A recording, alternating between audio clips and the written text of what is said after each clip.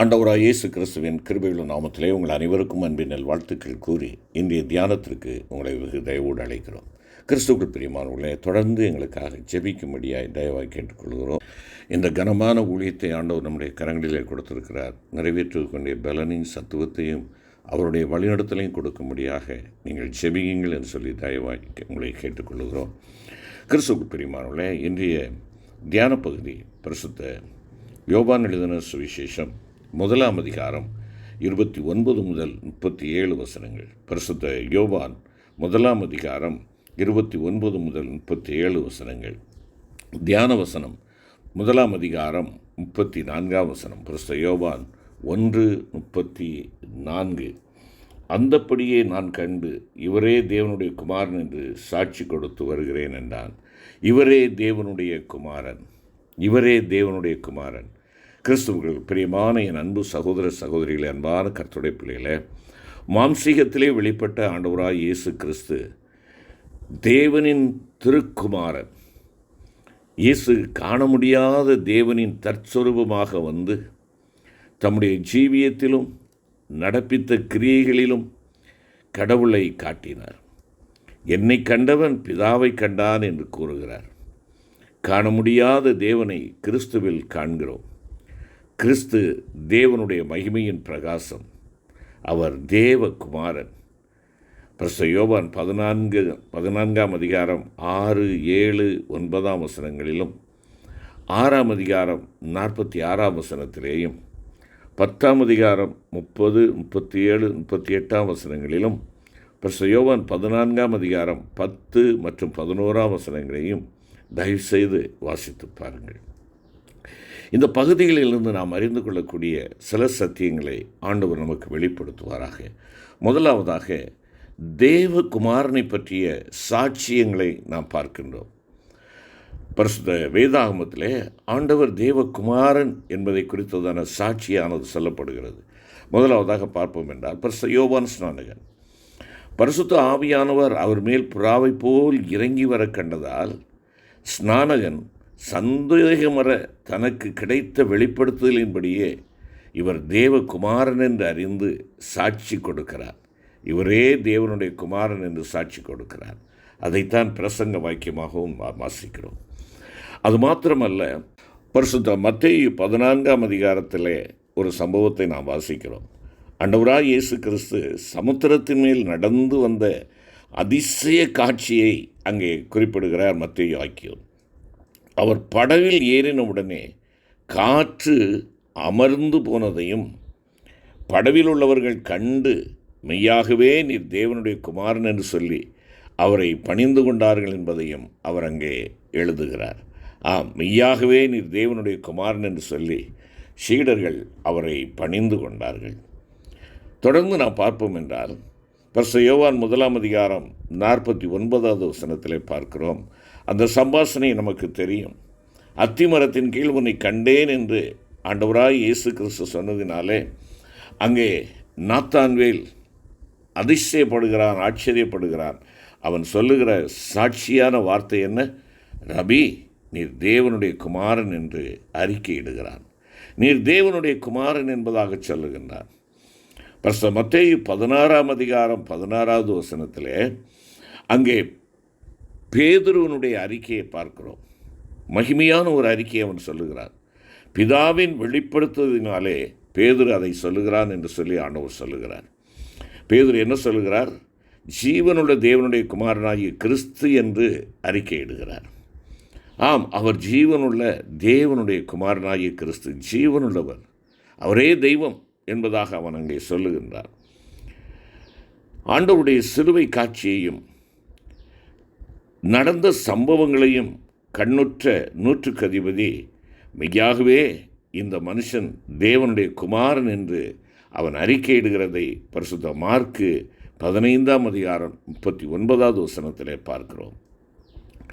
பிலிப்புவின் பிரசங்கத்தை கேட்ட எத்தியோப்பிய மந்திரி இயேசு கிறிஸ்துவை தேவனுடைய குமாரன் என்று விசுவாசிக்கிறேன் என்பதாக சொல்லி அவன் ஞானஸ்நானம் பெற்றதை நாம் அப்போஸ்தலர் 8 அதிகாரத்திலே பார்க்கிறோம்.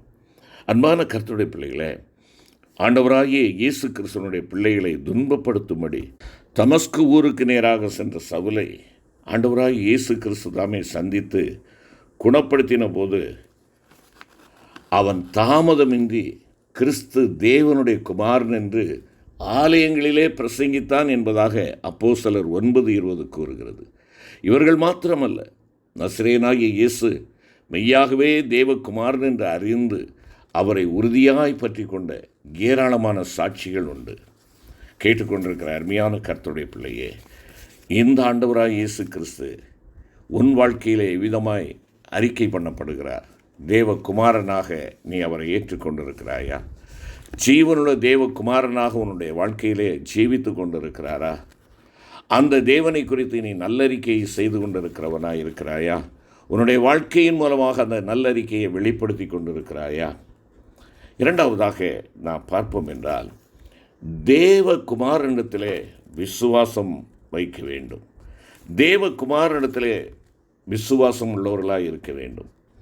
இங்கே நாம் பரிசுத்த யோவான் 9ஆம் அதிகாரத்திலே பார்க்கின்ற பொழுது, பார்வையற்ற அந்த அருமையான சகோதரனுடைய கண்களை ஆண்டவர் திறந்த பின்பு அவனை கண்டு, நீ தேவனுடைய குமாரனிடத்தில் விசுவாசமாக இருக்கிறாயா என்று கேட்டார்.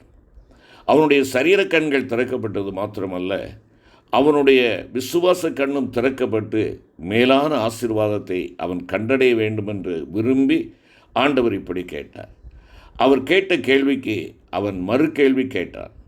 ஆண்டவரே, அவரிடத்தில் நான் விசுவாசமாக இருக்கும்படிக்கு அவர் யார் என்பதாக கேட்கிறார். இப்படி கேட்டதற்காக ஆண்டவராய் இயேசு கிறிஸ்து கோபப்படவில்லை, விசனப்படவில்லை. இயேசு அவனை நோக்கி, நீ அவரை கண்டிருக்கிறாய், உன்னுடனே பேசுகிறவர் அவர்தான் என்பதாக குறிப்பிடுகிறார்.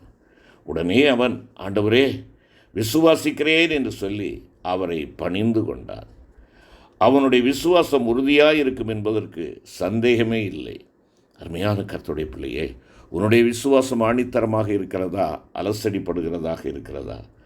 தேவகுமாரன் என்னும் நாமத்தை ஆண்டவராய் இயேசு கிறிஸ்து அபூர்வமாய் உபயோகித்தார்.